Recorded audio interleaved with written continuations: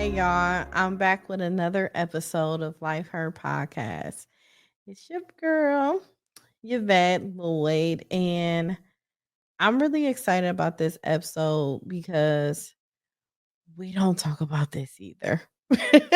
We hear it often like on like certain type of environments, but not the environments where you just really just need to hear it. And then it's like I have a lot of respect from my audience.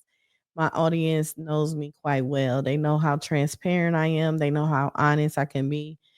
I have a great support system and I appreciate y'all so much. So I feel like it'd be a lot more meaningful with it coming from me and you guys actually hearing it from me. But I want to speak on it from my heart on this because this one right here is very, very, very personal. I know a lot of my episodes have been personal, but this is like on another level of personal because I feel like God has led me to share my experiences on entrepreneurship because I don't know. It's just I don't know. He doing something with me right now. He doing something with me. I don't know if it's like people that I feel. I don't know. It's some type of energy that I'm feeling where I feel like this is where God feel like I need to talk about. It's kind of hard to explain, but if you know, you know. You get it, you get it. But I want to talk about something that many of us don't realize that we're doing on a daily basis when it comes to our finances. And that's this we pray for, like we pray for the bag all the time. We always want money. We like, God, bring me these finances. I need these finances so I could do something with it or so I could pay these things off so I could get a beautiful home, a beautiful car, to be financially free and feel happier. You know what I'm saying? Some people feel like financial needs bring them happiness. So be it. That's on them. That's their personal thing. But it's just sometimes we don't even know why, but when it finally comes, we sabotage it. Like we sabotage our own finances, and that's due to the lack of guidance when it comes to our finances. Or sometimes when we get so much money, we don't realize that we're so in debt and we got to catch up with so many things. Or we have a heart and we want to give, and we got people taking, and we leave ourselves with nothing, or we just horrible with money. We just horrible with money. And in my case, I was horrible with money of giving to people too much. I gave until I couldn't give no more. And even when I couldn't give, I tried to give when I couldn't even give to myself. And that was bad. That was really, really bad. So I'm gonna just be real with you.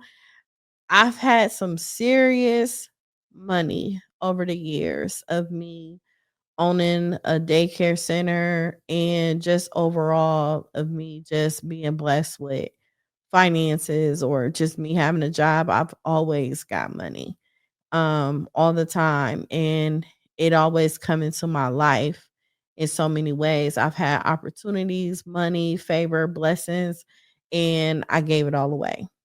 I've given it away so much. I shopped it away. I let people drain me. I spent it like it was just water. Not because I didn't care. It was because deep down I didn't know what to do with it. I didn't have the guidance of knowing about a Roth IRA or investing in crypto or stocks or or even a high yield savings or checkings account where I could have set that money in there and it could have been something today. And I swear in my 20s, I messed up some serious money. Even a little bit in my 30s too, as well. I messed up money a lot. So when you've been broke, and I'm talking about really broke, like to a point, losing everything. You know what I'm saying? Like you lose it all. Car repossession, late on bills, you damn near about to lose where you live at, just different things like that, where your nervous system gets weird and wired on survival. And you just don't want to be on autopilot of having survival mode all the time. It feels normal to struggle, and you don't want to have that normalcy in your life. So when you finally get a little money in your body, your mind, your habits, they'll try to drag you back into what feels safe to you. And for some of us, safe equals struggle. And it's a sad reality when it comes to that. So what do we do? So we just blow the money and we give it all away and we create chaos.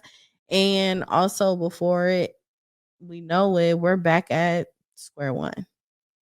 That's just where we at. We back at square one. And it's not because we're cursed, but it's because we weren't ready. And a lot of times we feel like we are cursed, but at some point, you have to take accountability of yourself. You have to know that you are not managing your finances correctly. You have to know when you have the wrong people in your life. You have to know when you are giving away money that you really don't have. You have to know that you need to transition your mindset and make a shift in your life for you to want more and stop finding yourself getting in these positions over and over again. It has to be some point in your life when you like, look, I need to get my stuff together. I need to stop putting myself on survival mode like this. This is not cool. I need to get it together one way or another because I'm trying to build a legacy and I need to create these boundaries with these people in my life. I need to cut these people off. You have to know when that time comes and you have to be tired. I mean, tired, being sick and tired because you have to want it. You really have to want it. And it's like we be knowing it's wrong, but it's like it's such a habit where we just keep repeating it. We be like, okay, this time when I get some money come around, I'm gonna do this, this, and this. And you end up not doing none of it. You you just don't do nothing. And it hit me so hard when I reached my 40s. I'm sitting here like, I want a different lifestyle. Not saying that I was broke all the way into my 40s. I suffered a little bit in my 30s, and that was only because of me letting go lump sums of money all the time. It's like my bills aren't small bills. My bills are huge bills, like thousands of dollars. I don't have hundreds of dollars problems. I have thousands of dollars problems. And then I know once I get into millions of problems, I don't want those problems. I want to be able to manage it and refocus and not put myself back in a position where I've been when I was in struggle mode. And you just don't want to put yourself there. And I had to learn that sometimes the lesson is bigger than the blessing.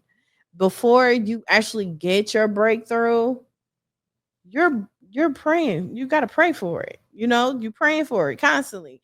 And before the success and even before the clients, even the partnerships or even the money, you got to make sure you build a mindset on where you can handle it. You have to listen to the resources. You got to have the proper accountant or a financial advisor that's basically navigating you. You got to make sure they legit though, because they can get you for your money too, but you got to make sure you have someone that's trustworthy, that's able to help you manage these things when it comes to your finances.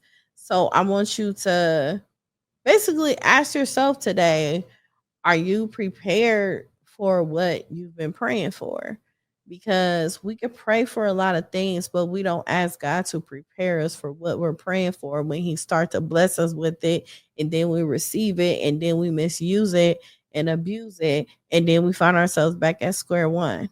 And it doesn't even have to be on a financial level. It can be on other levels too, because we don't want things to get to our head so much where we forgot where we come from, how far we come, what had God has done for us, and how we are mishandling everything that He blessed us with. And Do you actually know like how to keep what's coming your way all the time? Or even will you understand like the habits that you could take back of being broke? Because that's where you felt the safest. Not knowing that you felt safe in that space, you got to keep yourself out of it. You just do. And I just really wanted to touch base on this because many of you may have a financial blessing coming. I ain't even gonna say many of you. All of you have a financial blessing coming. But you have to put things in a row for um these things to come when it comes to it. And I don't want you guys to find yourself in a bad position again when you find yourself not being able to be where you need to be at when it comes to when that money do come, or even now. Like, practice on what you have now. Maybe you should cut off eating out. Maybe you should stop giving money to people all the time that really don't deserve the money. You just gotta listen to my previous episode when I talked about personal credit and business credit. You got to make sure that you are separating the two and start utilizing your business credit more, because with your personal credit, you got 30% credit usage that you can't go over because it'll decrease your credit score. But then you have business credit when there isn't no 30%. It's no limit on it, but you got to make sure at the same time that you're paying these bills on time, constantly. Don't accumulate bills to put yourself in debt and then you really can't get out of it. So it's really disciplining yourself now financially so that you can micromanage and have everything in order for when that time do come again around, because it's going to come. So you got to stop using your personal money and start using your business credit and everything, your business. So you got to separate the two. Open to make sure you have your business account and apply for the EIN, just doing different things like that. Or some people, you may have all of these things already, but you have to skip all of the beginning phases of owning a business. You got to learn how to say no, especially when the money starts coming in. You got to say no, because it's like people know you got money before you got the money. They gonna know that anyways, regardless. So you got to make sure that everybody doesn't deserve access to your overflow. They don't deserve it. You can be generous without being broke and without going broke, and boundaries will save your bank account. It literally will. And just giving, and people taking. It's not even going to help you at all. It's going to put you back. It's going to set you all the way back, because at the end of the day, they don't even care when you go broke. They're like, oh man, dang. What they going to do? Help you get the money up again? No, they're not. They didn't help you even get it. You know what I'm saying? So they just help you spend it. That's about it. So it's like, make sure you like keep track of every dollar. Every dollar that you spend, keep track of it. Get your receipts, upload your receipts in QuickBooks. Make sure you do these steps and everything so you can stay and have everything manageable. Like, have a time out of the week. Every week you go through all of these things and upload all your receipts. You have to. And it's like, I don't know where your money is going, or if you'll ever have control over it the way you should, but just use the app. You ain't got no excuse. You got an app on your phone. If you got a tablet, even if you get on your laptop, it's something that you get on all the time, and mainly your phone. That's number one. You could look at it easy and simple, just like that. Or you could hire someone to keep track of these things, and that's a great financial investment. Like, invest in yourself. All that money you just gave to somebody else, you could be giving it to a person that is like financially creating good habits for you. And you have to listen to that person, because you can't be hard headed off things either. So just make sure you always pray, but also plan. You always have to do that. And faith without financial literacy is a trap. and ask God for direction, and also like don't ignore the discipline when it comes to it. The Bible says to count the cost and before you're building the tower. And that applies to your financials too, because you have to know these things, always at all times. So make sure you get yourself educated before the breakthrough, because it's going to come again, but you don't want to make that same mistake again. And don't wait until the bad comes and you're sitting there trying to figure it out. You don't have time to figure it out, because next thing you know, you're gonna be spinning that habit and you're gonna do your financial struggle all over again. Start now.